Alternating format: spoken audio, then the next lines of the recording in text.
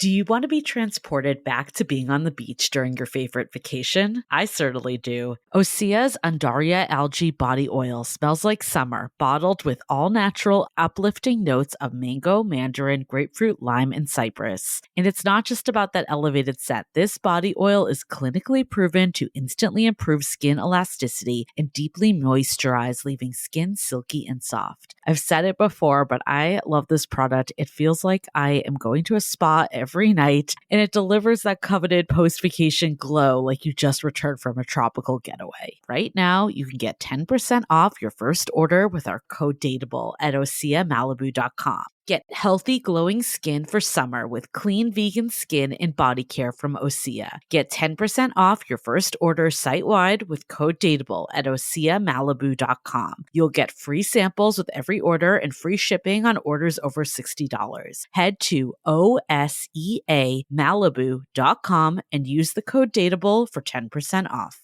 Hi, I'm Yue Xu. And I'm Julie Kraftchick. We're active daters turned dating sociologists. Here to dive into everything modern dating and relationships. Welcome to the Dateable Podcast.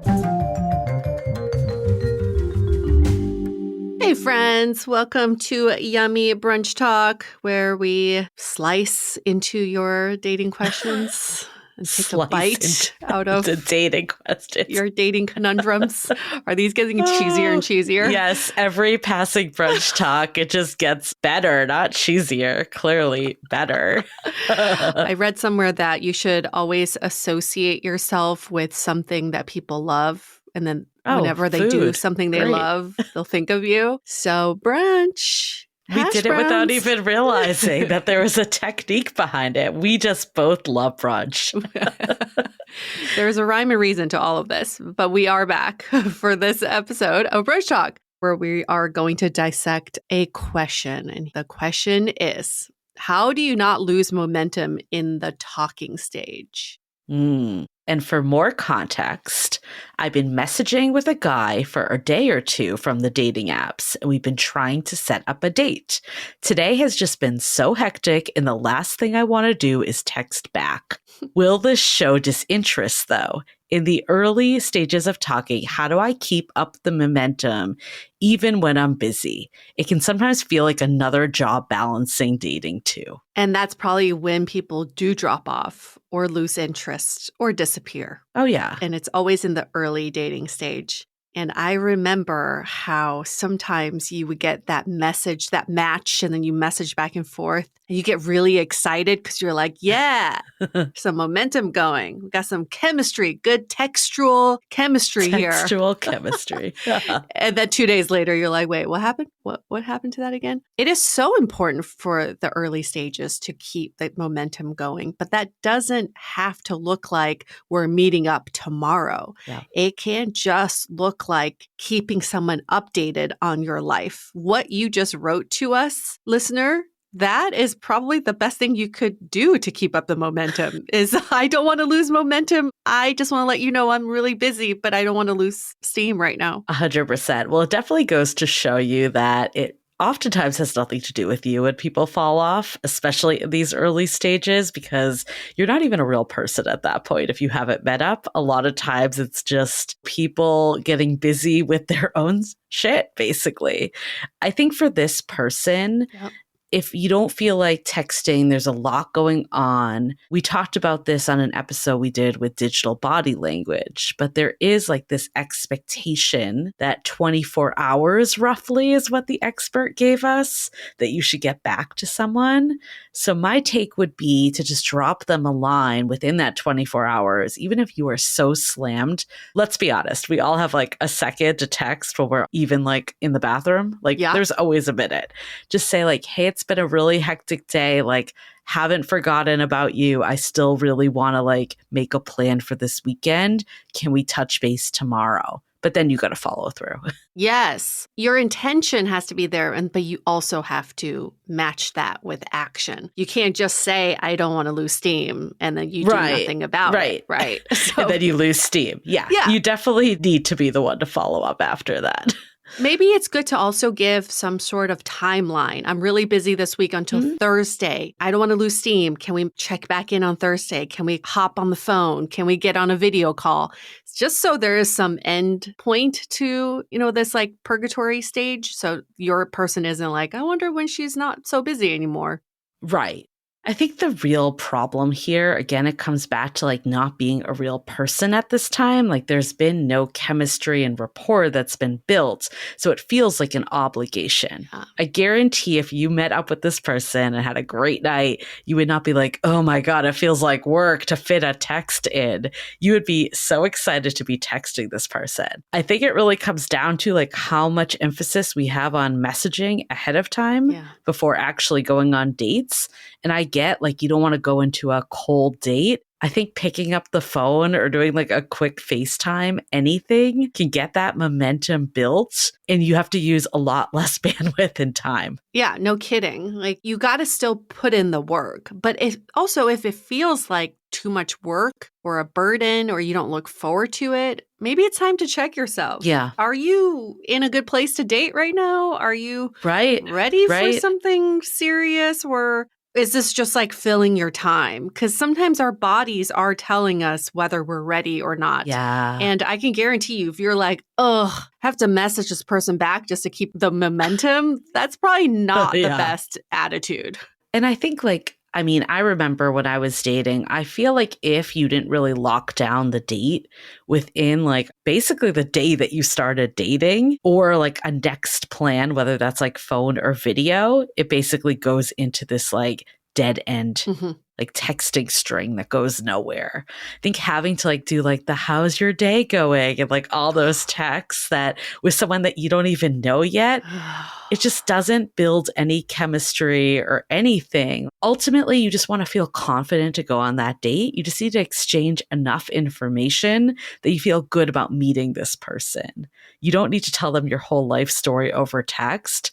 In my opinion, this does not need to drag on for days. Like have a conversation, have the date set. You don't need the back and forth texting until you meet in person. Whatever you build up during texting may not be real. Let's just face that. Okay? It's not. It's definitely there's not. Chemistry over text, it's probably not reflective of the real actual chemistry you have. So stop using like texting as a buildup. It's more like get to know, let's get to that next phase, whatever that could be. But we always recommend a phone call or a video chat just so you can eliminate your time wasted on like not being with the right person or just like not gauging the compatibility well just through text. Just move it to the next stage. Yeah. And I think like if you're busy, I think this is a perfect excuse. Yeah. I'm really busy this week. Can we hop on a call Friday? I finally have some downtime.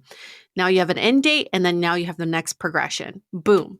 Great. Or even just set the date. Like, why do you even need the back and forth? Like, it's so a really true. busy week, but I'd love to grab drinks on Friday. Does that work for you? Just set the date. Yeah, set the date. And then no one's wondering. There's no momentum that needs to be built. Yeah. Well, I want to keep going on this, but before we do, let's take a quick break to hear from our sponsors. Living with ADHD can be a challenge, and dating with ADHD is definitely a challenge. We've heard many of you say, but finding the right care and proper tools needed to succeed can be life-changing. Done is an online ADHD care platform that can get you all the resources you need to help manage your ADHD. Online visits, refills, and a 24/7 care team made for you. In just 1 minute, Done's online assessment can help kickstart your ADHD treatment journey. With experienced clinicians, worry-fill refills, and online visits, you can start getting personalized care as soon as today or tomorrow. So contact an expert team that can help you around the clock and get a personalized treatment plan just for you. Here's how you do it. Take a free 1-minute assessment and book an appointment with a licensed ADHD clinician as soon as the next day. Get continuous care, one-click refills, insurance coverage, and 24/7 care team support with Done for just $79 a month, and pharmacy copays as low as $0. Visit get.donefirst.com/podcast to learn more. That's get.donefirst.com/podcast to learn more. Done. Turn ADHD into your strength. Confession. I have a secret about how I've been able to update my wardrobe with only high quality but affordable pieces these last few years. And now I have to let the secret out because they're sponsoring this episode. It's called Quince. Yeah, if you know, you know. Quince has premium European linen dresses, gorgeous washable silk tops, luxurious cashmere, and the best part, they're priced at 50 to 80% less than similar brands because they partner directly with top factories. So no more middleman, and that's why it costs less to you. I know Julie got herself some nice cashmere pieces, and at only $50 a sweater, come on. And I recently ventured into home goods. I got myself some premium cotton percale sheets, ultra cooling, and just feels like a 5-star hotel every night. And it's so perfect for the upcoming hot months. So get warm weather ready with Quince. Go to quince.com/dateable for free shipping on your order and 365-day returns. That's QUINCE.com/dateable to get free shipping and 365-day returns. Quince.com/DATEABLE. If you love Dateable, we have a podcast you have to check out. Seeing Other People was created to help you feel less alone and more empowered by your dating life. Hosted by your soon-to-be favorite internet big sis, Alana Dunn, an early Hinge employee, modern dater, and now a fiance, is here to guide you through whatever you're going through. And she covers the gamut of topics, from anti-dating rules, how she went from being an anxious dater to in a secure, healthy relationship, and navigating dating burnout. On Tuesdays, Alana brings on expert guests like dating coaches, matchmakers, psychologists, and more. And on Thursdays, Alana is joined by anonymous real-life daters who bear it all and open up about what they faced in their love lives and what they wish they knew going through it. Seeing Other People will help you change your dating mindset, develop healthy dating habits, and make you feel like you actually can find what you're looking for. Subscribe wherever you listen to podcasts and tune in every Tuesday and Thursday. I think it really comes back to what you were talking about, Yue, about like, what do you actually need to get out of the texting? Mm-hmm. Like, in my opinion, I just want to make sure the person wasn't a serial killer. I mean, obviously there were more standards than that. I don't mean it like that. Mm-hmm. I think like if you are going in with this expectation of building chemistry, like it's just not going to pan out the way that you want. Mm-hmm. So maybe for this person that is tight on time, it's like, what are like the 5 things I need to learn before I feel comfortable going out with this person, and then just go out with them. Or again, always have a phone call or video. That's always an option if you want that extra step. Yeah, the intentionality behind the texting back and forth is probably going to save you a lot of time, Yeah. right? I am going to text this person for these reasons. And once I accomplish these reasons, I'm willing to move it to the next stage or not. I think it's when we text without intention, then it just goes into the texting black hole. And then before you know it, it's like you're talking about your plants, but there are no plans to meet up. We're like, you know everything about this person's plants.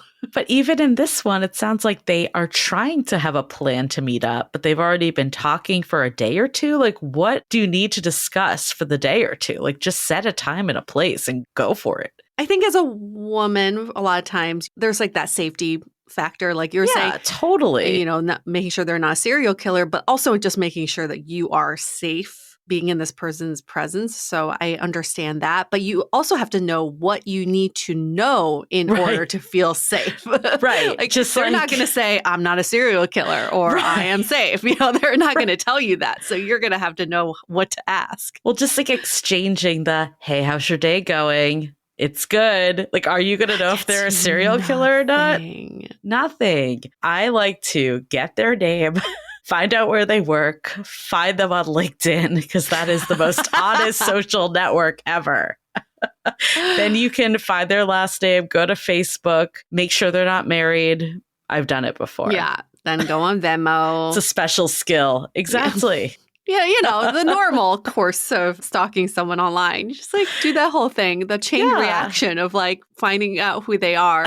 I think like a lot of times we want to make sure that this could be the right person for us. And you're not going to know that through text. No, there's nothing they can say that can make you fall in love through text. Also, we've heard people can be very witty on text and extremely dry in person. It's not reflective. Or you can be boring on text. Yes. And then in person be totally fine, especially in a world with texting someone that you've never even met before. It's just so hard to judge anything from it. Yes. So yeah, I think it ultimately comes down to like, what are you actually trying to accomplish in this getting to know you period? And are there other ways that would actually fast track it a lot more? I remember I was looking at someone's app and she was like, oh, I've been talking to this guy for 2 weeks. We've been texting so much. And I think we're ready to move it to the next stage. And she showed me their exchange. It was, hey, hi, emoji, meme. Hey, what's up? How's your day? Emoji, meme. Like there was not even a sentence in there. It was just like, it's terrible. Hey, hi, meme, haha, LOL. Like you did this for 2 weeks? Why? Have you ever had that date, Yue, where you show up and someone's like rounding the corner and you're like, please don't be the person that I'm supposed to meet? Have you ever had that date? Yes.